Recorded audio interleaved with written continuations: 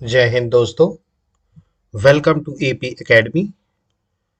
आज हम लोग फैक्ट बेस्ड जीके का नेक्स्ट लेक्चर करने जा रहे हैं। कल हम लोगों ने आर्टिकल्स देखे थे related to the prime minister and its council. आज हम लोग देखेंगे articles related to the parliament of India. देखिए, पार्लियामेंट जो है हमारा, वो हमारा यूनियन गवर्नमेंट का लेजिस्लेटिव विंग है, जहां पर हमारे देश में कानून बनाए जाते हैं बेसिकली।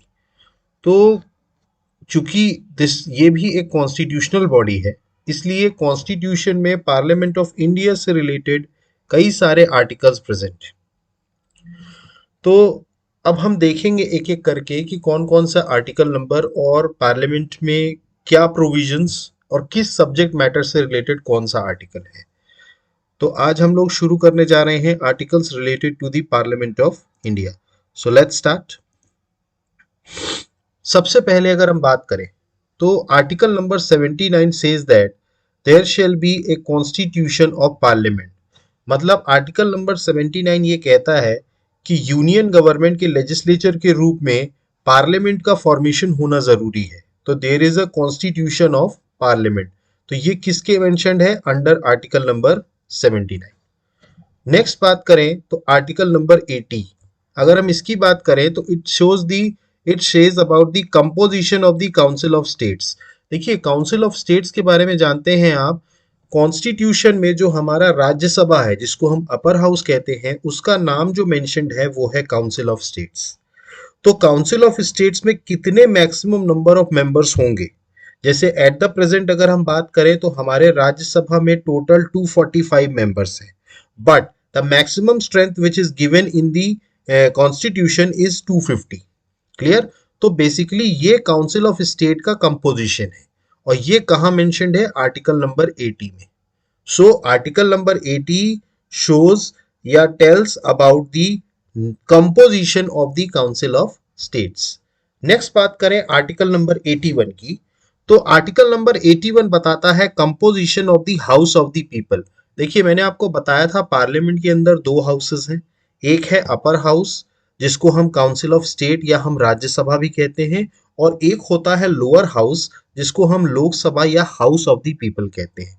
तो ये जो 81 नंबर आर्टिकल है ये बता रहा है composition of the house of the people. मतलब कि जो हमारा लोकसभा है उसकी स्ट्रेंथ कितनी होगी। क्लियर? तो आर्टिकल नंबर 81 जो बता रहा है वो मतलब लोकसभा का कंपोजिशन बताता है, और आर्टिकल 80 आपको याद रखना है किसका कंपोजिशन बताता है?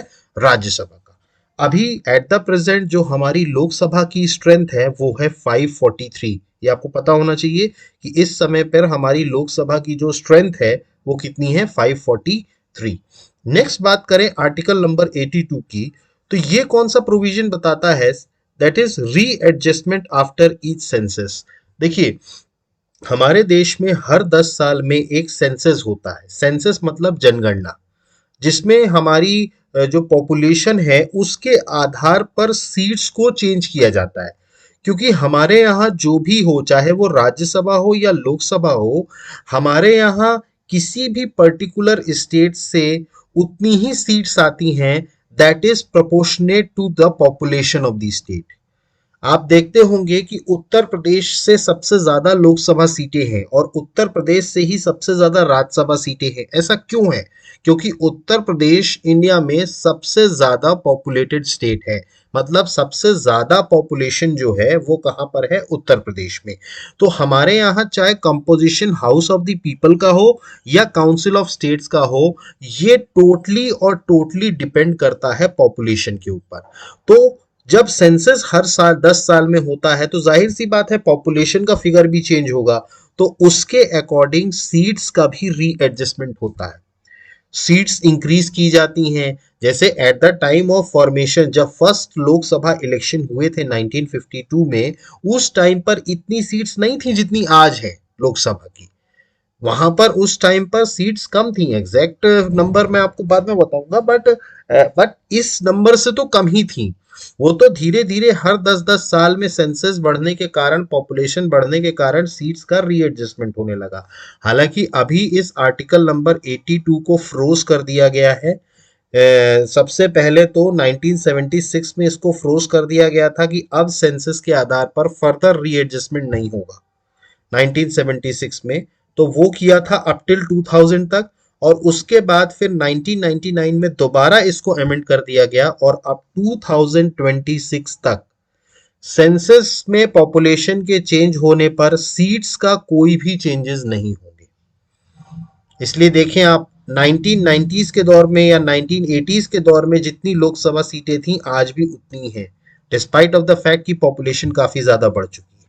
तो ये जो रीएडजस्टमेंट है कब सीट्स का हर सेंसस के बाद, वो कहाँ मेंशन्ड है? इन आर्टिकल नंबर 82। नेक्स्ट बात करें article number 83, duration of house of the parliament. देखिए ड्यूरेशन कितना होगा हाउसेस का, ठीक है। आप जानते हैं कि जो हमारा लोकसभा है उसका ड्यूरेशन जो है वो 5 ईयर्स का है। कितना है? 5 ईयर्स का। हर 5 ईयर्स के बाद लोकसभा डिसॉल्व की जाती है और नई लोकसभा का फॉर्मेशन होता है। लेकिन हमारी जो राज्यसभा है वो कभी भी उसका कोई ड्यूरेशन नहीं है, मतलब वो एक परमानेंट बॉडी है। मतलब परमानेंट बॉडी मतलब एक तरीके से देखा जाए कि काउंसिल ऑफ स्टेट्स कभी डिसॉल्व नहीं होती, राज्यसभा कभी डिसॉल्व नहीं होती, वो एक परमानेंट बॉडी है। लोकसभा हर 5 साल में डिसॉल्व होती है। हाँ ये है कि जो राज्यसभा के मेंबर्स हैं वो हर 6 ईयर्स में रिटायर होते हैं। मतलब राज्यसभा के जो मेंबर्स होते हैं उनका कार्यकाल 6 साल का होता है, और हर 2 साल में 1/3 जो संख्या होती है राज्यसभा की वो बदलती है। Clear? But it is a permanent house क्योंकि इसका कोई फिक्स ड्यूरेशन नहीं है। तो ये जो ड्यूरेशन है हाउस ऑफ द पार्लियामेंट का वो कहाँ मेंशन्ड है? इन आर्टिकल नंबर 83। नेक्स्ट बात करें आर्टिकल नंबर 84 की, तो ये है qualification for membership of Parliament. देखिए कोई भी मेंबर ऑफ पार्लियामेंट बनने के लिए कुछ क्वालिफिकेशंस चाहिए होती हैं, जैसे एज क्राइटेरिया है, फिर सिटीजन ऑफ इंडिया है। तो ये सारा क्वालिफिकेशन वाला पैरामीटर है, वो कहाँ दिया है? आर्टिकल नंबर 84 में। नेक्स्ट बात करें आर्टिकल नंबर 85 की, तो ये बताता है session of parliament, prorogation and dissolution. देखिए पार्लियामेंट का आप जानते हैं कि हमारी जो पार्लियामेंट है उसका सेशन होता है। सेशन मतलब उसके मेंबर ऑफ पार्लियामेंट जो होते हैं वो बैठते हैं, मीटिंग होती है, और उसके बाद वहां पर कानून और देश से रिलेटेड जो भी चीजें होती हैं वो होती हैं। तो उसमें सेशन पार्लियामेंट का कब होता है, फिर उसका प्रोरोगेशन मतलब वो सेशन खत्म कब होता है, और लोकसभा का डिसोल्यूशन होना, ये सब कहाँ मेंशन्ड है? इन आर्टिकल नंबर 85। नेक्स्ट बात करें आर्टिकल नंबर 86 की, तो ये है right of president to address and send messages to the houses. देखिए प्रेसिडेंट भले ही पार्लियामेंट में बैठते ना हो, but he is the part of parliament, क्योंकि पार्लियामेंट का मतलब सिर्फ राज्यसभा और लोकसभा से नहीं है, उसमें प्रेसिडेंट भी आते हैं। तो कई बार प्रेसिडेंट का ये अधिकार होता है कि वो कोई मैसेज सेंड करें हाउसेस को, तो वो अधिकार उन्हें किस आर्टिकल के तहत मिला हुआ है? आर्टिकल नंबर 86 के तहत। क्लियर? नेक्स्ट बात करें आर्टिकल नंबर 87 की, तो special address by the president. आपने देखा होगा कभी भी हर साल जब भी बजट पेश होता है, जब भी कभी बजट सेशन शुरू होता है, तो साल के शुरुआत में पार्लियामेंट के दोनों हाउसेस को एक साथ प्रेसिडेंट एड्रेस करते हैं। फिर जब भी कभी नई लोकसभा बनती है तो उसका भी जो सबसे पहला सेशन होता है उसको भी एड्रेस कौन करते हैं? प्रेसिडेंट करते हैं। तो ये जो स्पेशल एड्रेस होता है प्रेसिडेंट का वो आर्टिकल नंबर 87 के तहत होता है। क्लियर? जिसमें वो दोनों सेशंस को कंबाइंडली क्या करते हैं? एड्रेस करते हैं। नेक्स्ट बात करें अगर हम, तो आर्टिकल नंबर 88 की बात करें तो ये अपन ने कल भी डिस्कस किया था, that is rights of ministers and attorney general as respect houses. मैंने आपको बताया था कि मिनिस्टर्स को ये अधिकार होता है कि वो दोनों हाउसेस की प्रोसीडिंग्स में पार्टिसिपेट कर सकते हैं। मतलब सिर्फ ये मिनिस्टर्स को ये अधिकार होता है कि भले ही वो लोकसभा के मेंबर हो लेकिन वो राज्यसभा की भी प्रोसीडिंग्स अटेंड कर सकते हैं। वैसा ही अधिकार हमारे देश में अटॉर्नी जनरल का भी होता है। अटॉर्नी जनरल जो होते हैं वो उनको भी अधिकार होता है कि वो दोनों हाउसेस की प्रोसीडिंग्स में पार्टिसिपेट कर सके। नेक्स्ट बात करें आर्टिकल नंबर 89 की, तो there shall be a chairman and the deputy chairman of the council of states.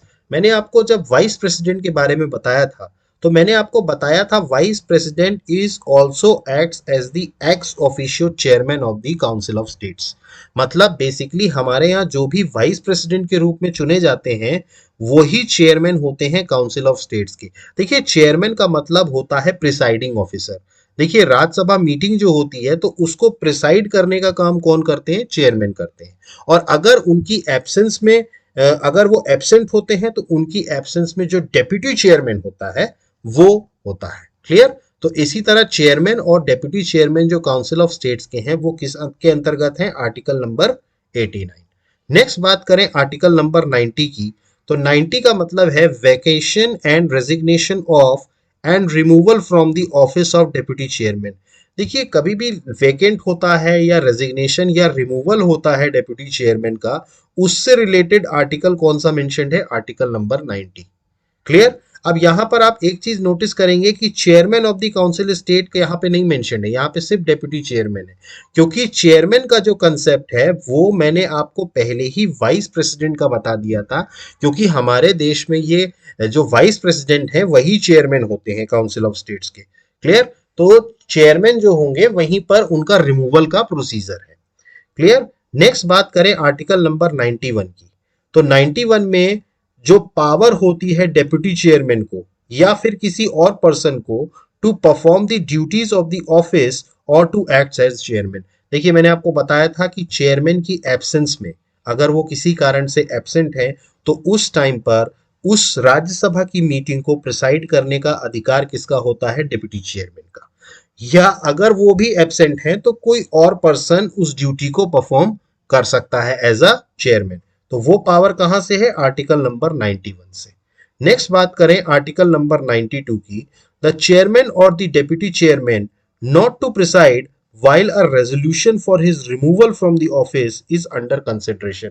देखिए जब भी कभी चेयरमैन या डेप्यूटी चेयरमैन के अगेंस्ट में या उनके रिमूवल के लिए अगर कोई रेजोल्यूशन ऑफिस में लाया जाता है तो उस मीटिंग को चेयरमैन या डेप्यूटी चेयरमैन प्रिसाइड नहीं कर सकते। मतलब अगर उनके रिमूवल का रेजोल्यूशन आया हुआ है तो जब भी कभी उनके रिमूवल का रेजोल्यूशन आएगा तो उस मीटिंग को चेयर करने का अधिकार ना चेयरमैन के पास है अगर चेयरमैन के अगेंस्ट में आता है तो, या फिर डेप्यूटी चेयरमैन के पास है अगर डेप्यूटी चेयरमैन के अगेंस्ट आता है तो वो कहां मेंशन्ड है? Article number 92। अब जो मैंने यहां पर आपको आर्टिकल 89, 90, 91 और 92 बताया related to the chairman and the deputy chairman, same article 93, 94, 95 और 96 दिया हुआ है for the speaker and the deputy speaker. देखिए मैंने आपको बताया कि जो राज्यसभा होती है उसका जो प्रिसाइड करते हैं उसको चेयरमैन बोला जाता है, और जो लोकसभा होती है जिसको हम हाउस ऑफ द पीपल कहते हैं उनको जो प्रिसाइड किया जाता है तो वो हमारे स्पीकर होते हैं। क्लियर? तो वहां लोकसभा के केस में वही काम कौन करते हैं? Speaker and the deputy speaker. तो यहां पर जो chairman and the deputy chairman के लिए जितने भी पॉइंट्स थे सिमिलर आर्टिकल 93 से लेके 96 तक speaker and the deputy speaker के लिए है। क्लियर? आप इसको एक बार पढ़ लीजिएगा आपको समझ में आ जाएगा। बिल्कुल सेम चीज है क्योंकि देखिए चेयरमैन का काम काउंसिल ऑफ स्टेट्स में जो होता है, स्पीकर का काम हाउस ऑफ द पीपल में वही होता है, to preside the house, house को प्रिसाइड करना। फिर ये देखिए मैंने आपको बताया वैकेशन एंड रेजिग्नेशन। अब देखिए यहां पर स्पीकर एंड डेप्यूटी स्पीकर दोनों हैं। क्यों? क्योंकि ये जो स्पीकर होता है ये लोकसभा का ही मेंबर होता है। चेयरमैन जो थे काउंसिल ऑफ स्टेट के वो वाइस प्रेसिडेंट थे।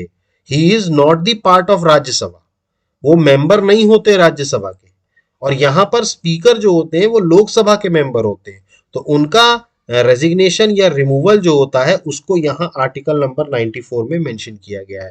फिर जो पावर होती है डेप्यूटी स्पीकर की, स्पीकर को एक्ट करना, और 96 में वही चीज दी है कि अगर स्पीकर या डेप्यूटी स्पीकर के खिलाफ रेजोल्यूशन आया हुआ है ऑफिस में तो वो प्रिसाइड नहीं कर सकते अंडर आर्टिकल नंबर 96। नेक्स्ट बात करें अगर हम आर्टिकल नंबर 97 की, तो वो बताता है salaries and allowances of the chairman, deputy chairman, speaker and deputy speaker. देखिए ये जो चारों ऑफिसर्स हैं, chairman, deputy chairman, speaker, deputy speaker, इनकी सैलरीज और अलाउंसेस, इनको क्या सैलरीज मिलेंगी, क्या अलाउंसेस हैं, वो कहाँ मेंशन्ड है? Under article number 97। नेक्स्ट बात करें आर्टिकल नंबर 98 की, तो ये बताता है सेक्रेटरीट ऑफ द पार्लियामेंट। देखिए दोनों हाउसेस का एक सेपरेट सेक्रेटरीट बना हुआ है। बेसिकली सेक्रेटरीट में ही सारा पेपर वर्क और सारा काम होता है। तो लोकसभा का भी अपना सेक्रेटरीट है और राज्यसभा का भी अपना सेक्रेटरीट है। क्लियर? तो वो जो सेक्रेटरीट है पार्लियामेंट का, तो वो किसमें मेंशन है? आर्टिकल नंबर 98 में। नेक्स्ट बात करें आर्टिकल नंबर 99 की, तो ये बताता है ओथ और एफर्मेशन बाय मेंबर्स। देखिए कोई भी मेंबर ऑफ पार्लियामेंट होता है, आपने कभी नोटिस किया हो, चाहे वो लोकसभा का हो या राज्यसभा का हो, उसको पहले ओथ या ओथ लेनी पड़ती है। मतलब बेसिकली उसको भी शपथ लेनी पड़ती है। जो भी मेंबर ऑफ पार्लियामेंट चुन के आता है उनको शपथ लेनी पड़ती है। तो वो कहाँ मेंशन्ड है? आर्टिकल नंबर 99 में। नेक्स्ट बात करें आर्टिकल 100 की, voting in house, power of house to act notwithstanding vacancies and quorum. देखिए मैंने आपको बताया था कि जो भी डिसीजन होता है अपने यहाँ, चाहे लोकसभा में डिसाइड हो या राज्यसभा में हो, वो थ्रू वोटिंग होता है। क्लियर? अब या तो वोटिंग्स भी कई तरीके की होती हैं, बट हाउसेस में कोई भी चीज तय होती है तो वो वोटिंग से होती है। क्लियर? और हाउसेस को ये भी पावर है कि अगर उसमें कोरम प्रेजेंट नहीं है तो वो हाउसेस को एडजर्न कर सकते हैं, चाहे स्पीकर हो चाहे चेयरमैन हो। देखिए कोरम का मतलब होता है कि मिनिमम नंबर ऑफ मेंबर्स उतने होने चाहिए अगर कोई डिस्कशन आगे बढ़ाना है तो। ठीक? तो जो बेसिकली हमारे यहाँ जो कोरम बना हुआ है वो 10% का है। मतलब लोकसभा में अगर देखा जाए तो लोकसभा की कार्रवाई होने के लिए मिनिमम 55 मेंबर्स चाहिए। मतलब 55 मेंबर्स हाउस में प्रेजेंट होने चाहिए। अगर 55 मेंबर्स से कम है तो ये स्पीकर को अधिकार है कि वो उस दिन की मीटिंग को एडजर्न कर दे। क्लियर? वैसे ही राज्यसभा के केस में भी चूंकि 10% है, तो राज्यसभा के केस में ये जो स्ट्रेंथ हो जाती है वो कितनी हो जाती है? 25। Clear? 10% of the total strength का 10%। क्लियर? तो बेसिकली राज्यसभा के लिए 25 और लोकसभा के लिए 55। नेक्स्ट बात करें आर्टिकल नंबर 101 की, तो वो है वेकेशन ऑफ सीट्स। देखिए जितने भी मेंबर ऑफ पार्लियामेंट्स चुन करके आते हैं, कई बार उनका जो सेशन होता है उसको कंप्लीट हुए बिना ही सीट्स वेकेंट हो जाती है। जैसे फॉर एग्जांपल उनकी डेथ हो जाए या उनका जो इलेक्शन है वो नल एंड वाइड हो जाए, तो वो फिर वो मेंबर ऑफ पार्लियामेंट नहीं रहते। तो उन दैट केसेस, या फिर वो उन्होंने कोई ऐसा मतलब क्राइम कर दिया हो जो पार्लियामेंट के रूल्स के हिसाब से गलत है, तो उनकी सदस्यता जा सकती है। तो उस टाइम पर जो सीट्स वेकेट होती हैं, it is mentioned in article number 101। Next बात करें 102 की, तो it is related to the disqualification for membership. देखिए हमारे जो जितने भी लोकसभा हो या राज्यसभा हो, इसमें रिप्रेजेंटेशन ऑफ पीपल्स एक्ट 1951 के तहत पार्लियामेंट ने कुछ पॉइंट्स दिए हुए हैं जिसके तहत किसी भी मेंबर को डिस्क्वालीफाई किया जा सकता है। मतलब कि अगर वो मेंबर उन पॉइंट्स के अंतर्गत आता है, then he should be disqualified, he और she can be disqualified from the parliament, member of parliament. कई सारी कंडीशंस हैं, वो आप देखिएगा कि कौन कौन सी कंडीशंस हैं। मैं इसमें यहाँ पे डिटेल में नहीं जाऊंगा, but in the Representation of People's Act 1951 में पार्लियामेंट ने कुछ पॉइंट्स रखे हैं जिसके तहत कोई भी मेंबरशिप किसी की भी डिस्क्वालीफाई हो सकती है। क्लियर? नेक्स्ट बात करें आर्टिकल नंबर 103 की, decision on questions as to disqualification of members. देखिए अब ये डिसाइड कौन करेगा कि ये मेंबर डिस्क्वालिफाइड है? इसके लिए भी हमारे यहाँ जो प्रोविजन है वो दिया हुआ है, वो आर्टिकल 103 में दिया है कि हु डिसाइड्स कि भाई वो मेंबरशिप की, उनकी मेंबरशिप डिस्क्वालीफाई हो रही है। तो वो भी डिसीजन जो दिया है वो किसके अंडर दिया है? आर्टिकल नंबर 103 के तहत।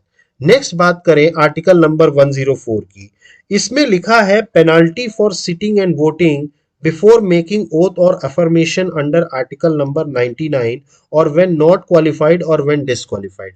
देखिए कई बार मैंने आपको बताया कि मेंबर ऑफ पार्लियामेंट चाहे वो किसी भी सदन का हो, चाहे लोकसभा का हो या राज्यसभा का हो, उसको सीट पर अपने बैठने से पहले, सीट बोलने से पहले या वोटिंग करने से पहले शपथ लेनी पड़ती है। अगर उसने शपथ नहीं ली है और वो बिना शपथ के अगर वो as a member of Parliament अपनी उसमें सिटिंग पर बैठ रहा है और वोटिंग कर रहा है, तो उसके ऊपर जो पेनल्टी लगेगी वो मेंशन्ड है इन आर्टिकल नंबर 104 कि वो कितनी पेनल्टी लगेगी। कि भाई उन्होंने, क्योंकि ओथ लेना जो है वो कंपलसरी है, वो कॉन्स्टिट्यूशन में मेंशन्ड है कि आपको ओथ लेनी ही लेनी है। क्लियर। नेक्स्ट बात करें आर्टिकल नंबर 105 की, तो वो है power privileges of the house of the Parliament and the members and their committees thereof. देखिए कई सारी पावर्स और प्रिविलेजेस मिलते हैं मेंबर ऑफ पार्लियामेंट को, एज वेल एज हाउस को भी कई सारे पावर्स होते हैं। तो वो कहाँ मेंशन है सारी पावर्स? इन आर्टिकल नंबर 105। नेक्स्ट बात करें हम, article number 106 says about the salaries and allowances of members. जितने भी हमारे मेंबर ऑफ पार्लियामेंट होते हैं उनकी सैलरीज और अलाउंसेस से रिलेटेड आर्टिकल कौन सा है? आर्टिकल 106। नेक्स्ट बात करें आर्टिकल 107 की, तो इसमें बेसिकली दिया है provision as to introduction and passing of bills. देखिए हमारे यहाँ पार्लियामेंट के अंदर बिल्स का किस तरीके से बिल को इंट्रोड्यूस करना है या किस तरीके से उसको पास करना है, उससे रिलेटेड जो भी प्रोविजन है वो मेंशन्ड है आर्टिकल नंबर 107 में। क्लियर। नेक्स्ट बात करें आर्टिकल 108 की, तो ये काफी इंपॉर्टेंट आर्टिकल है because this article says about the joint sitting of the houses. देखिए कई बार ऐसे केसेस आ जाते हैं जहां पर एक हाउस बिल को पास कर देता है लेकिन दूसरा हाउस उसको रिजेक्ट कर देता है।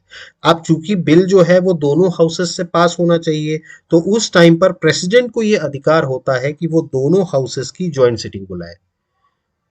कुछ केसेस होते हैं जिसमें जॉइंट सिटिंग बुलाई जाती है और उस जॉइंट सिटिंग में फिर ये वोट से तय किया जाता है कि वो जो रेजोल्यूशन है दैट शुड बी पास्ड और नॉट। क्लियर। नेक्स्ट बात करें आर्टिकल 109 की, तो ये है special procedure in respect of money bills. देखिए कुछ मनी बिल्स को लेकर के कुछ स्पेशल प्रोसीजर्स दिए हुए हैं जो कहाँ मेंशन है? इन आर्टिकल नंबर 109। और यही मनी बिल्स की जो डेफिनेशन है वो कहाँ मेंशन है? इन article number 110 shows the definition of money bills. Next बात करें आर्टिकल 111 की, एसेंट टू बिल्स।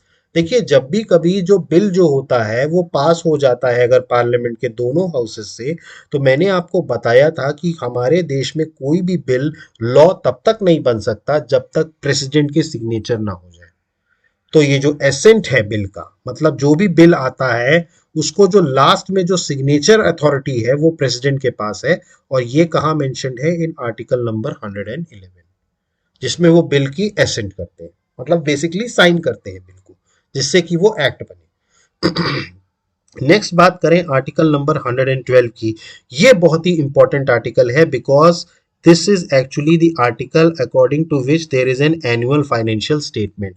देखिए हमारे देश में हर साल बजट आता है जिसमें फाइनेंस मिनिस्टर क्या करते हैं? एक बजट स्पीच देते हैं जिसमें देश का पूरा खर्चा या कहाँ से उसकी कमाई हो रही है वो सारा ब्यौरा उसमें प्रेजेंट होता है। तो ये जो एनुअल फाइनेंशियल स्टेटमेंट है ये किसमें मेंशन्ड है? आर्टिकल नंबर 112 में। ये जो इसको कॉन्स्टिट्यूशन में बजट नहीं कहा गया है, कॉन्स्टिट्यूशन में इसको बोला गया है एनुअल फाइनेंशियल स्टेटमेंट। नेक्स्ट बात करें आर्टिकल 113 की, तो procedure in Parliament with respect to estimates. देखिए पार्लियामेंट में जो प्रोसीजर होता है, ठीक है, किस तरीके से बजट को पेश किया जाएगा, किस तरीके से बजट पर वोटिंग की जाएगी। देखिए बजट में अलोकेशंस किए जाते हैं डिफरेंट डिफरेंट मिनिस्ट्रीज को, डिफरेंट डिफरेंट फंड्स, किसी मिनिस्ट्री को ज़्यादा किसी को कम, अलग अलग मिनिस्ट्री को उनकी रिक्वायरमेंट के हिसाब से फंड्स इशू किए जाते हैं। क्लियर। तो उसका क्या प्रोसीजर होगा पार्लियामेंट में, that is mentioned in article number 113। Next बात करें आर्टिकल नंबर 114 की, that is appropriation bill. Appropriation bill मतलब रेवेन्यू जनरेट कहाँ से हो रहा है। देखिए बजट में सिर्फ खर्चा मेंशन नहीं होता है, सिर्फ एक्सपेंडिचर नहीं होता है, उसमें रेवेन्यू भी मेंशन होता है कि कौन कौन से टैक्स कलेक्शन हो रहे हैं। तो उसके लिए जो बिल आता है वो एप्रोप्रिएशन बिल आता है जो कि आर्टिकल 114 में प्रेजेंट है। नेक्स्ट बात करें आर्टिकल नंबर 115 की, तो ये बताता है सप्लीमेंट्री, एडिशनल और एक्सेस ग्रांट्स।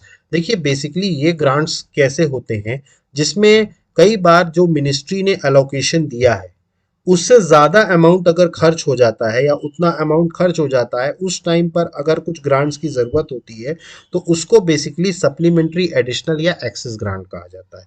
तो उसको भी हमारे आर्टिकल में मेंशन्ड है 115। मतलब ऐसा नहीं है कि बजट में एक बार अलोकेट कर दिया और पैसे खत्म हो गए, तब ज़रूरत पड़ी तो फंड से नहीं निकाल सकते, नहीं ऐसा नहीं है। कॉन्स्टिट्यूशन में मेंशन्ड है कि there is a scope for additional grants. Next बात करें आर्टिकल नंबर 116 की, तो ये वोट्स होता है on accounts of credit and exceptional grants. देखिए मैंने आपको बताया था कि बजट के अंदर हर मिनिस्ट्री का एक उसका अमाउंट जो होता है वो अलोकेट किया जाता है जैसे अलग अलग मिनिस्ट्रीज को। तो उसके तहत देखिए हमारे देश में जो सेंट्रल लेवल पर जो भी खजाना है, मतलब जो भी अकाउंट है, तो उससे तब तक पैसा नहीं निकल सकता जब तक पार्लियामेंट पे उस पे वोटिंग ना हो जाए। क्लियर? तो वोट, ये जो वोटिंग होती है, तो वो पार्लियामेंट से जब वोटिंग होती है और जब वो पास होता है उसी के बाद मिनिस्टर्स के लिए वो पैसा रिलीज किया जाता है। तो वो कहाँ मेंशन्ड है? आर्टिकल नंबर 116 में। नेक्स्ट बात करें आर्टिकल नंबर 117 की, तो there are special provisions as to financial bills. Financial bill से रिलेटेड कुछ स्पेशल प्रोविजंस आर्टिकल नंबर 117 में मेंशन्ड है। नेक्स्ट बात करें आर्टिकल 118 की, तो वो है रूल्स ऑफ प्रोसीजर। देखिए ये जो प्रोसीजर बनाए जाते हैं इसके भी सर्टेन सेट ऑफ रूल्स होते हैं जो कहाँ मेंशन्ड है? इन आर्टिकल नंबर 118। नेक्स्ट बात करें 119 की, तो regulation by law of procedure in Parliament in relation to financial business. ये इतना इंपॉर्टेंट नहीं है, आप इसको एक बार बस रीड कर लीजिएगा। Regulation by law of procedure in Parliament in relation to financial business. Next बात करें आर्टिकल नंबर 120 की, तो language to be used in Parliament. देखिए पार्लियामेंट में जो मेंबर ऑफ पार्लियामेंट जो बात करते हैं तो उसकी लैंग्वेज क्या है, ठीक है, कौन सी लैंग्वेज यूज होती है पार्लियामेंट में, वो कहाँ मेंशन है? आर्टिकल 120 में। वैसे बेसिकली मैं आपको बता दूं तो हिंदी और इंग्लिश ये दोनों लैंग्वेजेस अलाउड की गई हैं, लेकिन ये स्पीकर के ऊपर होता है कि अगर कोई अपनी किसी रीजनल लैंग्वेज पे भी अगर कोई व्यक्ति या कोई मेंबर अगर बोलना चाहे तो वो स्पीकर या चेयरमैन उसको अलाउ कर सकते हैं। बट बेसिकली जो भी बोला जाता है, जो भी मेंबर्स बोलते हैं, वो या तो हिंदी में बोलते हैं या इंग्लिश में बोलते हैं। नेक्स्ट बात करें आर्टिकल 121 की, तो ये है restriction on discussion in Parliament. देखिए हमारे यहाँ पार्लियामेंट में जब भी कभी कोई बिल पेश किया जाता है तो उसके बाद मेंबर्स के बीच में डिस्कशन होता है। क्लियर? तो कई बार जब डिस्कशंस बहुत ज्यादा हो जाता है तो उसके बाद स्पीकर क्या करते हैं? चीजों को रेस्ट्रिक्ट कर देते हैं। ये स्पीकर को या चेयरमैन को अधिकार होता है कि वो डिस्कशन को रेस्ट्रिक्ट कर दे और उसके बाद उस बिल को वोटिंग के लिए ग्रांट कर दे, मतलब क्लियर। तो वहां पर रेस्ट्रिक्शंस जो होती हैं वो कहाँ मेंशन्ड है? आर्टिकल 121 में। नेक्स्ट बात करें आर्टिकल नंबर 22 की, courts not to inquire into proceedings of Parliament. देखिए पार्लियामेंट की कोई भी प्रोसीडिंग्स अगर होती हैं या उनका जो भी रूल्स एंड रेगुलेशन है उसमें हमारा कोर्ट्स जो होते हैं वो इंटरवीन नहीं कर सकते। पार्लियामेंट से रिलेटेड कोई भी प्रोसीडिंग्स हो उसमें कोर्ट इंटरफेयर नहीं कर सकते। This is strictly mentioned in article number 122। Next बात करें आर्टिकल नंबर 123 की, तो ये बताता है power of president to promulgate ordinance during recess of parliament.